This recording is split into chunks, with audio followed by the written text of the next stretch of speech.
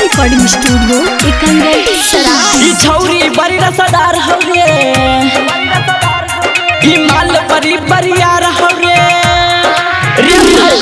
छौरी बड़ी रसदार हवे, माल बड़ी बरियार हवे। एकरे से ले माजा भाई बाहरे मुंड फरे से होता।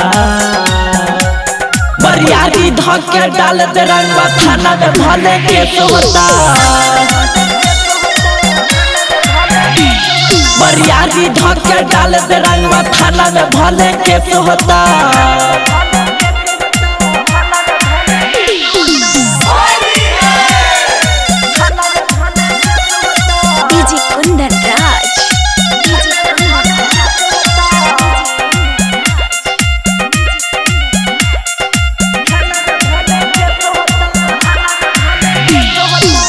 चिकन तंदूरी एकर होला है जवानी। देखी के भाई बा हमर चूजा हऊ पानी। चिकन तंदूरी एकर होला है जवानी। देखी के भाई बा हमर चूजा हऊ पानी। मार्ग छाड़ा खारा खारा ना कवनो कालेस होता। बरियारी धक्के डाल दे रंगवा थाना में भले केस होता। बरियारी धक्के डाल दे रंगवा थाना में भले केस होता।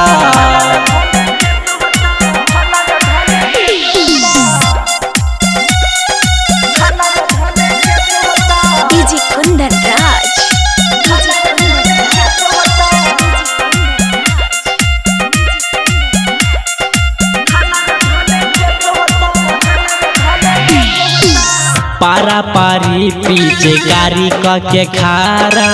रानी दे कर दोनों बाटा खारा। पारा पारी पीछे कारी के खारा। रानी दे कर दोनों बाटा खारा। राहुल बलवन देख लिए कर अंदर कैसन देश होता। बरियारी धक्के डाल दे रंगवा थाना में भले केस होता। बरियारी धक्के डाल दे रंगवा थाना में भले केस होता। इसका रिकॉर्डिंग स्टूडियो एकंगर सराय।